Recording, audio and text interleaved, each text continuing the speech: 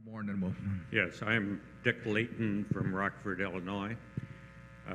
This is the first annual meeting that I've attended, and it's been very beneficial to me. I've been extremely impressed with the number of people here, but even more so with the number of young people who have come. And I would like very much to be able to bring my grandchildren as shareholders, but I find it difficult to get shares into their hands with the current per unit value. That's the nicest introduction to the stock split question we've had.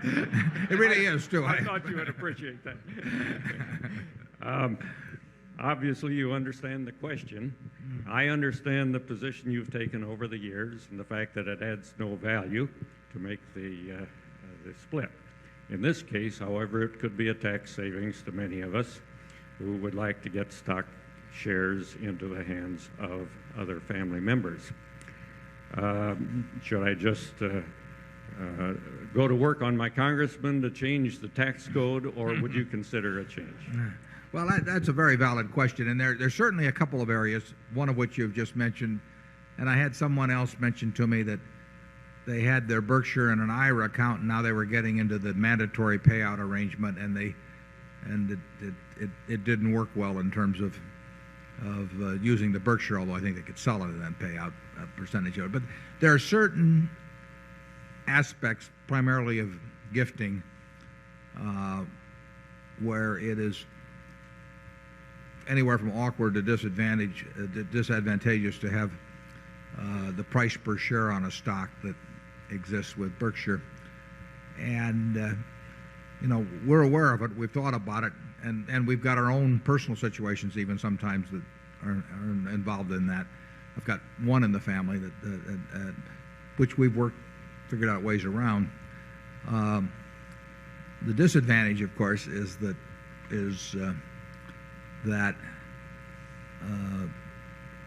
you saw a little even earlier this year of what a book can do. Or we want to attract shareholders who are as investment oriented as we can possibly obtain with as long-term horizons. And to some extent, the publicity about me is negative in that respect, because I know that if we had something that it was a lot easier for anybody with $500 to buy, that we would get an awful lot of people buying it who didn't have the faintest idea what they were doing, but heard the name bandied around in some way. And secondly, to the extent that ever created a market that was stronger, you then would have people buying it simply because it was going up. We got a little bit of that going on this year. There are a lot of people that are attracted to stocks that are going up. It doesn't attract us, but it attracts the rest of the world to some degree. So we are almost certain that we would get. We don't know the degree to which it would happen. We are almost certain we would get a shareholder base that would not have the level of sophistication and the synchronization of objectives with us that we have now. That is almost a cinch. And what we really don't need in Berkshire stock is more demand. I mean, that is not. We don't care to have it sell higher except as intrinsic value grows. Ideally, we would have the stock price exactly parallel the change in intrinsic value over time, because then everybody would be treated fairly among our shareholders. They would all gain just or lose as the company gained or lost over their ownership period. And anything that artificially stimulated the price in one period simply means that some other period shareholders are going to be disappointed. I mean, we don't want the stock to sell at twice intrinsic value or 50% above intrinsic value. We want the intrinsic value to grow a lot. And I don't think there's any question but that we would get a worse result in that aspect if we introduce splits in, because then people would think about other possibilities that might give the stock a temporary boost. They had a tabulation in Business Week a couple of months ago on turnover on the exchange. We were at 3%, and I don't think anybody that I saw on the list was under double digits and bigger numbers. Well, those are people that are simply, they're shareholders leaving frequently and new shareholders coming in with shorter term anticipations. We have wanted this to be as much like a private partnership as we can have, with everybody having the ability to buy it. We don't think the minimum investment is to hide in this investment world. I mean, there are all kinds of investment opportunities that are limited to 25,000 or 50,000 and that sort of thing.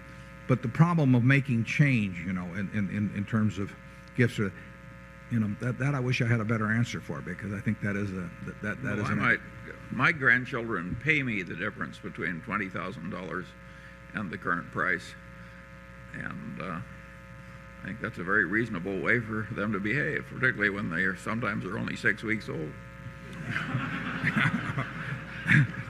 Yeah. You need a spouse's consent to make it to work with 20, obviously, but most of the things can be solved, but I'll admit it isn't as easy to solve as if we just had a stock denominated in lower dollars per share. I do think that once you get a shareholder base that has different objectives or expectations or anything, you can't get rid of it. I mean, you can keep a shareholder base like Berkshire, but you can't reconstruct it if you destroy it in some way. And it's important to us who we're in with. I mean, it enables us to I think it helps us in our operation. I think it even may, in some cases, it may even help us in acquisitions in terms of who we attract. For all I know, it may hurt us someplace too that I don't know about. But I don't think so, because I think we can design, particularly with a preferred stock, we can design something to satisfy somebody who might have in mind a different denomination security. Look around you. Are we really likely to do a lot better? This is a good bunch. That may be a good question to end on, and I appreciate it. I appreciate all of you coming, and we'll see you next year. Thank you.